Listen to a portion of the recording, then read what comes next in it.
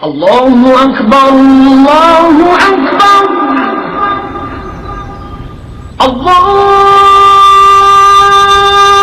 Allahu Ekber, Bu Bilal, benim arkadaşım biliyor musun? Allahu Ekber.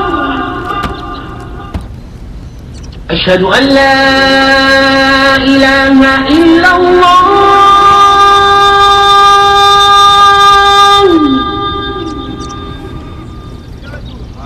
Koş ezan okunuyor. Bilal, bu ezanı Bilal okuyor.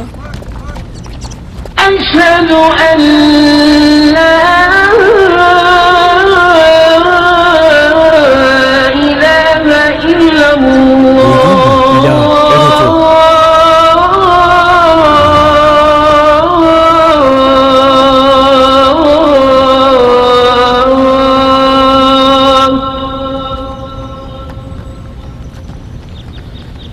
أشهد أن محمد رسول الله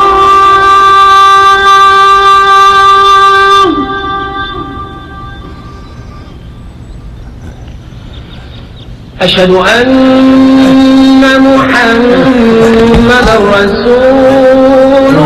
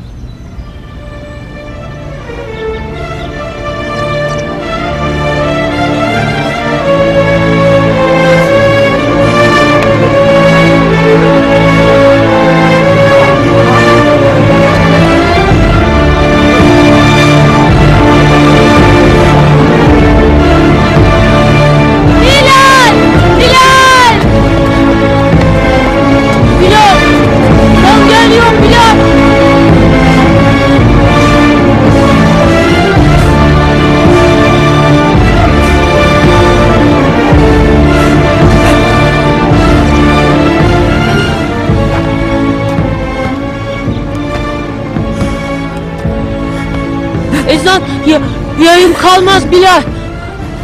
Ben okuyacağım. حي على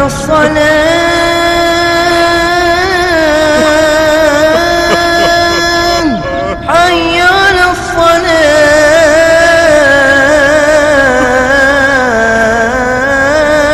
الصلاة حي على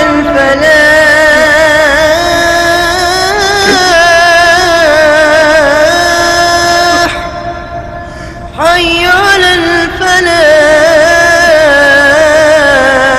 الفلاح الله أكبر الله أكبر لا إله إلا الله